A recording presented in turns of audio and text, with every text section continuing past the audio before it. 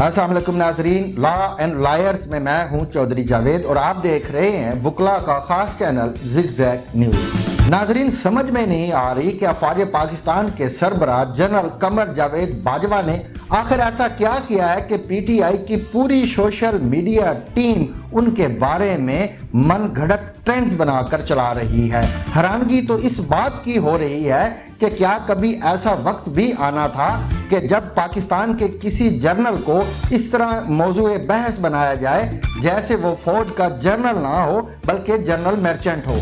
ये बात भी बहुत अरसे से महसूस की जा रही है कि कभी फौज के हवाले से कही गई जरा सी बात पर बंदा ही गायब हो जाता था या उसकी अच्छी खासी धुलाई की जाती थी, बल्कि बतौर यादगार पेट में 2-3 गोलियां बुलेट्स रहने दी जाती थी ताकि सनद रहे और वक्त ज़रूरत काम आए। अभी चंद रोज़ पहले फौजी हेलीकॉप्टर हादसे में हमारे निहायत कीमती जवान शहीद हुए, जिसका शदीद दुख मुझे और पूरी कौम को था। इनसे किसी का खूनी रिश्ता नहीं था, मगर वो हमारे लिए अपना खून बहाने वालों में से थे। इस दर्दनाक कौमी सानिया पर चंद बदबख्तों ने सोशल मीडिया पर ऐसी बकवास की जिससे फौज की तरफ से सख्त रद्द अमल भी आया। बताया गया कि इनका ताल्लुक पीटीआई से है, मगर हैरत इस बात की है कि वो नौजवान जिंदा सलामत बाकायमी होशो हवास टीवी पर पेश किया गया, जिसने अपनी सियासी वाबस्तगी बताई और अपनी हरकत पर शर्मिंदगी का इजहार भी किया। जाहिर है ये नौजवान इस वक्त अपने घर में खैरो खैरियत से गपशप कर रहा होगा। मेरी चूंकि उठक बैठक आमिल सहाफियों के साथ बहुत कम है, ISPR से भी राब्ता नहीं, ISI के किसी अफसर या क्लर्क से भी मेरी कोई अलैक सलैक नहीं। सोशल मीडिया पर सिर्फ फनी किस्म की पोस्टें देखकर कुछ ना कुछ पता जरूर चल जाता है कि आखिर क्या बात हुई कि सदर ममलकत को शहीदों के जनाजे में जाने से रोक दिया गया। मुल्जिम को जिंदा सलामत टीवी पर पेश भी किया गया, ताहम इसके साथ शदीद गम और गुस्से वाला बयान भी जरूर जारी किया गया।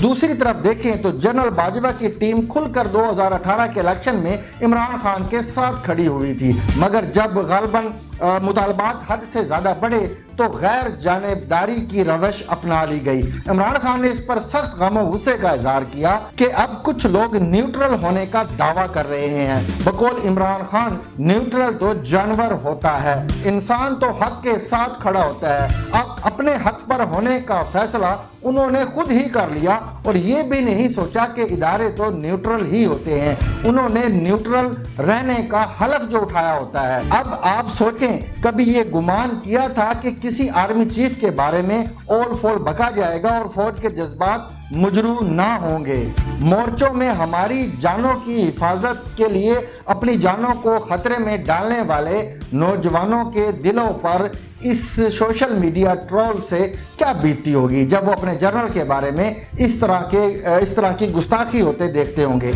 आप यकीन करें, मैंने कई बार सोचा कि पाक फौज की इस तरह तौहीन करने वालों के बारे में मैं भी एक कैंपेन चलाऊं, मगर जब रिटायर्ड फौजियों का एक पूरा जत्था एक पूरे ग्रुप की सूरत में बिलवास्ता तौर पर पीटीआई की हमायत में निकल आया तो मैंने सोचा कि ये लोग पीटीआई के दोस्त हैं या दुश्मन, जो इस जमात की मकबूलियत को किसी का एहसान या दान करार देने पर तुले हुए हैं। लेकिन अब हद हो गई है। खान साहब ना सिर्फ फौज को धमका रहे हैं बल्कि अदलिया और इंतजामिया को भी तड़ियां लगा रहे हैं, जबकि शुरफा की पगड़ियां उछालना तो उनका रोजमर्रा का मामूल है। लेकिन मैं ये कहने की जसारत जरूर करूंगा कि पाकिस्तान का इससे बड़ा दुश्मन कोई हो नहीं सकता जो हमारी फौज में दरार डाले, उनको 2 हिस्सों में तकसीम करने की कोशिश करे। हम सब ने एक दिन चले जाना है, मगर पाकिस्तान ने यहीं रहना है। पीटीआई के इन बेलुगाम सोशल मीडिया एक्टिविस्ट या ट्रोल्स को कौन ये बात समझाएगा कि कोई भी मुल्क जमहूरियत के बगैर चल नहीं सकता और दुनिया का कोई भी मुल्क फौज के बगैर बच नहीं सकता।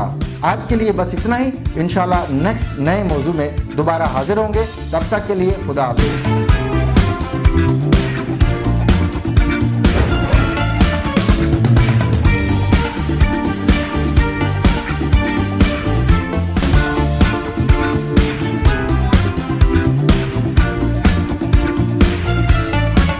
हमें खबर है हर खबर की।